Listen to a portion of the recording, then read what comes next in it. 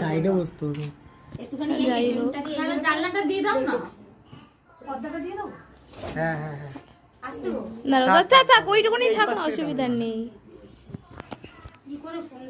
হ্যাঁ ওটা হাতে নাও, ওটা হাতে নাও, ফটো তুলে দিচ্ছি, দাঁড়াও নড়বে না। তোমার এই আবির রাখতে পারছো না তুমি? কেকটা কেউ খুললো না।